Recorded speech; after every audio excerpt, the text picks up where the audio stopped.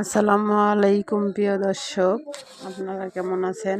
আশা করি ভালো আছেন। আপনাদের দোয়া আমিও ভালোই আছি। আজকে সকালবেলা আমি উঠে রুটি কাউ করে নিয়েছি, রুটি বানাবো। এই দেখেন আমার পাগল মেয়ে ঘুম থেকে উঠে বসে পড়েছে, পুরা পাগল।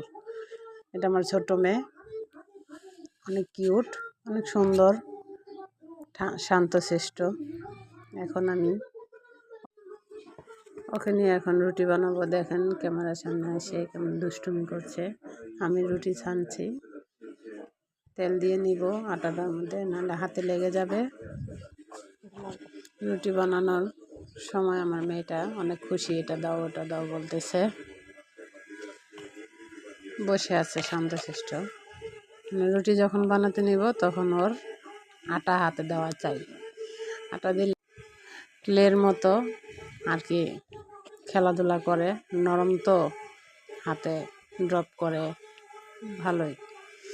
দেখেন সকালে ঘুম থেকে ওঠার পর একটু ঠান্ডা ঠান্ডা লাগে, কম্বল দিয়ে জড়িয়ে আছে।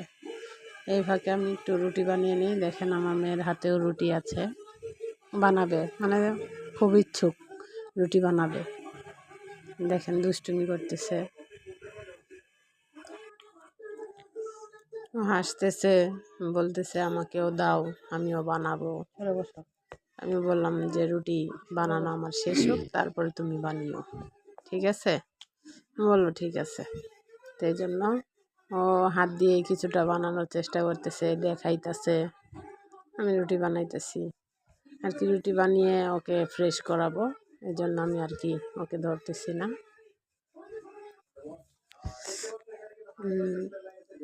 দেখেন আমার রুটি বানানো হয়ে গেছে, কমপ্লিট।